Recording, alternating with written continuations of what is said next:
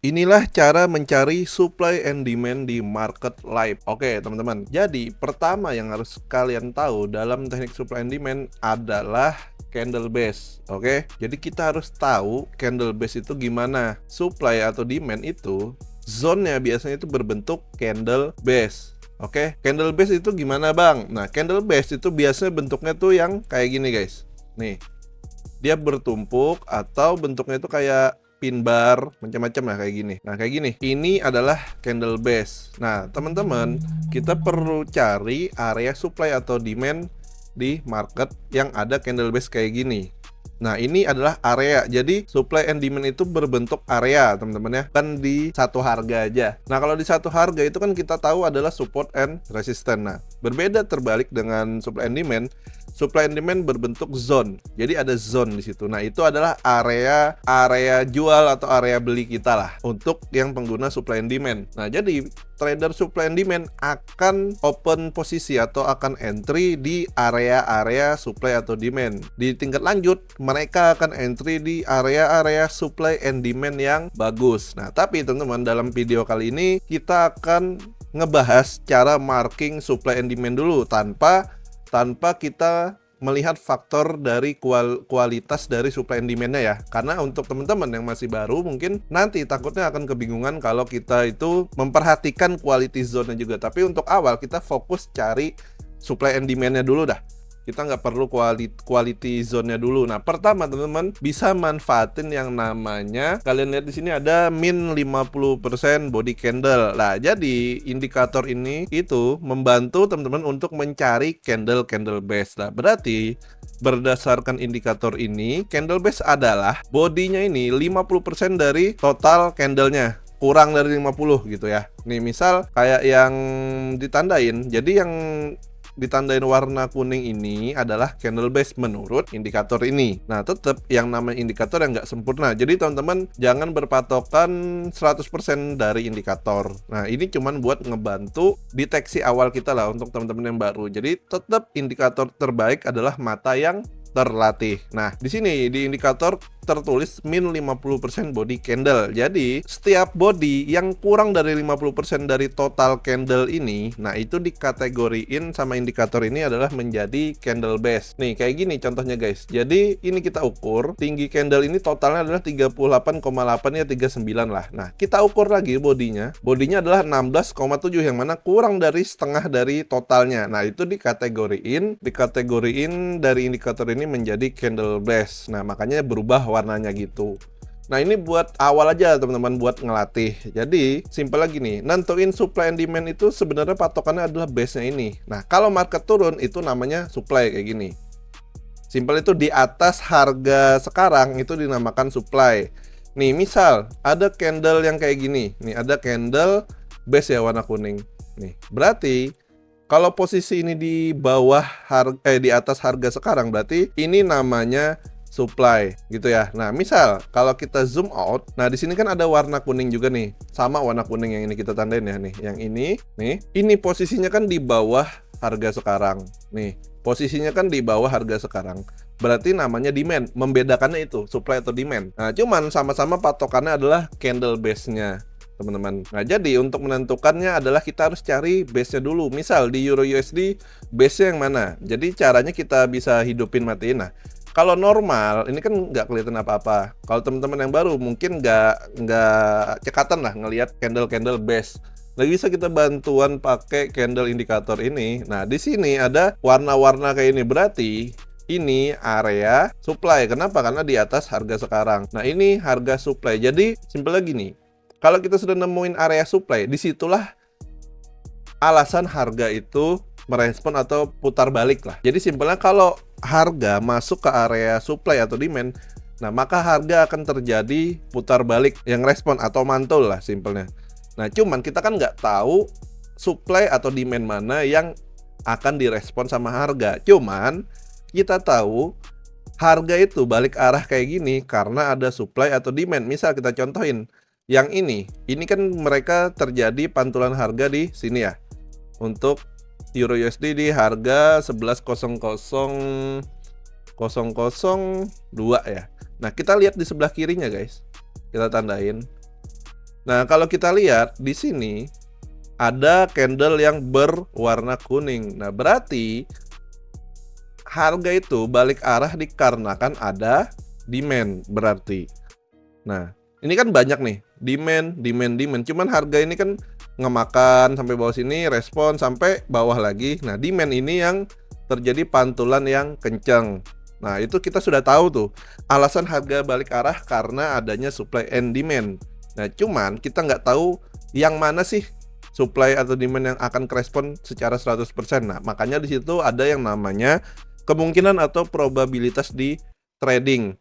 Nah, itu ntar masuk tentang zone yang berkualitas. Nah, di sini kita akan cari dulu, teman-teman. Kita akan cari dulu supply atau demand yang basic. Nah, pertama teman-teman aktifin dulu. Kita cari di Euro USD, kita clear. Nah, berarti kita sudah tahu nih. Ini candle yang bertumpuk kayak gini adalah area supply, teman-teman. Kita ganti warna merah. Nah, ini dia. Terus kalau ada supply, demand-nya di mana? Ini harga sekarang, kita cari yang terdekat, yang candle-nya ada berwarna kuning kayak gitu, berdasarkan indikator. Nah, di sini ada candle-candle yang warna kuning nyala nih. Nah, bisa kita manfaatin, guys. Nah, kita marking aja kayak gini. Nih ya. Daerah sini berarti nih. Nih, ini adalah supply nih bertumpuk. Nah, berarti kita meyakini kemungkinan akan terjadi pantulan harga ketika masuk area sini. Cuman kan kita nggak tahu sejauh mana pantulan harga, kan bisa aja kayak gini ya. Bisa aja kayak gini ya kan, sampai sini doang atau nembus. Dan bisa juga ketika masuk area sini mantul jauh. Kan bisa juga. Lalu kerespon lagi supply yang ini dan turun lagi. Kan bisa kayak gitu.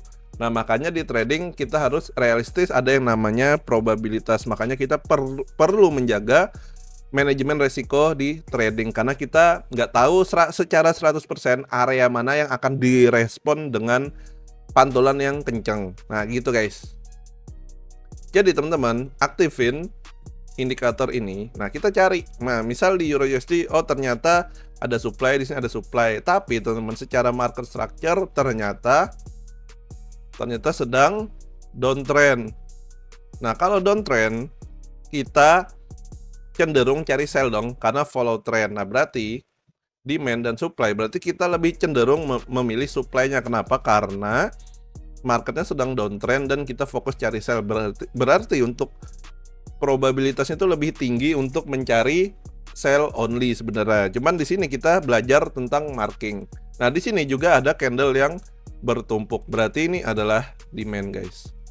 Nah, jadi demand itu adalah sekumpulan candle kayak gini. Nah, itu area-area beli demand. Ini. Nah, tapi tetap teman-teman harus latihan. Jadi, teman-teman kalau sudah nonton video saya yang dulu tentang marking supply and demand, jadi ada namanya gerakan rally base rally, drop base rally, drop base drop, dan rally base drop. Nah, teman-teman, untuk rally base rally yang ini, base ini, tadi kan kita sudah tahu untuk cara markingnya. Berarti ini adalah demand. Kenapa? Karena rally base rally ini adalah demand. Kalau drop base rally juga demand. Nah, kalau drop base drop yang turun kayak gini adalah supply, teman-teman. Adalah supply. Berarti kita fokus cari supply kalau ada bentuk yang kayak gini. Kita tandain, ini supply. Nah, jadi ada 2, 1, 2, 3, 4. Ada 4 gerakan. Nah, berarti kalau kayak gini guys, ada base. Nah, berarti ini masuk di kategori yang, nah yang ini, berarti ini adalah drop base drop, artinya supply. Nah, langkah pertama ketika kalian itu menentukan supply and demand adalah cari base-nya dulu. Fokus cari base.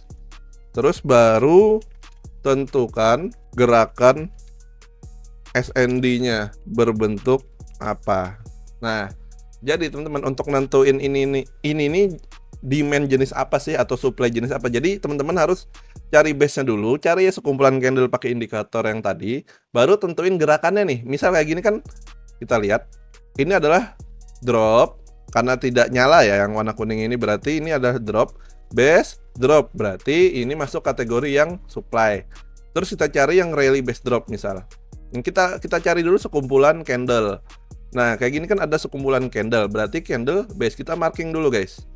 Ini marking. Nah, berarti teman-teman, kita langkah keduanya adalah cari yang tentukan gerakan SND-nya. Berarti kita lihat tuh dari arah gerakannya adalah rally, base, drop. Nah, berarti ini masuk ke kategori rally, base, drop. Yang mana? Untuk jenis supply yang sebelahnya, guys.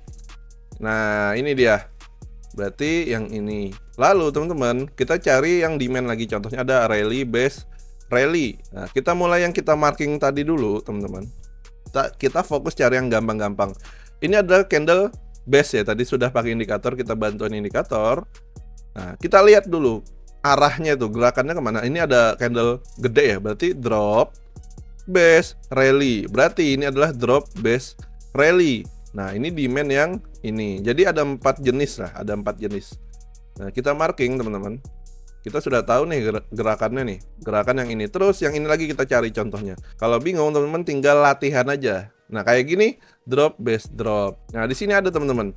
Di sini ada ini, kita marking. Ini kan ada sekumpulan candle ya. Ada sekumpulan candle. Di sini kita bisa lihat gerakannya, teman-teman. Rally ya kan? Rally, base, rally. Kenapa? Kenapa rally yang ini? Karena nggak di marking sama indikatornya. Berarti ini adalah rally-nya, teman-teman. Nah, ini berarti gerakan rally, base, rally. Coba kita buktiin ke kanan ya, respon dengan baik, teman-teman. Rally, base, rally. Nah, kayak gini kan banyak ya yang nyala, teman-teman. Banyak yang nyala nih untuk indikatornya. Berarti banyak banget demand-nya. Candle base-nya itu banyak banget. Nah, cuman kita bisa cari tips selanjutnya, bisa cari area-area demand atau supply yang kelihatannya gampang gitu loh. Nah, ini kan susah ya. Ya, teman-teman bisa skip, fokus yang jelas nih. Kayak gini kan gampang nih, teman-teman ya. Kita cari, ini kan ada candle base. Kenapa candle base? Karena nyala gitu loh untuk candlenya. Pakai bantuan ini. Nah, berarti bisa kita lihat di sini adalah candle drop ya kan? Ini marking base, berarti base. Terus drop. Berarti ini adalah drop, base, drop. Ke kanan kan bisa respon dengan baik di situ untuk harganya, teman-teman. Nah, jadi untuk awal, teman-teman, kita bisa cari base-nya dulu nih. Kayak gini ada kan candle yang nyala nih warna kuning nih. Nah, kita lihat ke kanan, teman-teman. Kita lihat ke kanan. Nah, ini ketembus ya, makanya namanya probabilitas. Jadi teman-teman tidak bisa 100% melihat apakah supply and demand itu pasti balik arah. Cuman yang bisa kita ketahui adalah harga putar balik karena adanya supply and demand. Buktinya mana? Yang di atas kan ke respon dengan baik, teman-teman nih. Yang ini pertama, ya kan? Yang ini pertama bersih, clean, dia mantul. Baru yang kedua mulai menembus karena ya tadi sudah kerespon pertama kali, jadinya kurang bagus, kurang kuat lagi zone-nya. Nah, yang kedua, kalau teman-teman kalau sudah sering latihan bakal melihat ini juga tetap drop, base, drop yang ini, teman-teman. Nah, kalau teman-teman sudah sering latihan supply and demand, nanti teman-teman akan terbiasa gitu. Ini drop, base, drop juga tuh. Lalu ya tadi tinggal teman-teman latih gitu untuk marking supply and demand. Kalau di video yang lama kan yang pernah nonton gua kan itu pertama kata gua kan cari angle engulfing kayak gini. Nah, langkah selanjutnya adalah teman-teman langsung pakai min 50% body candle untuk biar cepet cari candle base-nya gitu. Candle base-nya baru kita lihat gerakannya apakah dia bentuk RBR, DBR atau DBD atau RBD. Nah, kayak gitu, guys. Ntar teman-teman tinggal belajar tentang kualitas dari zone-nya. Jadi kita bakal milih zone-zone yang berkualitas dan kurang berkualitas.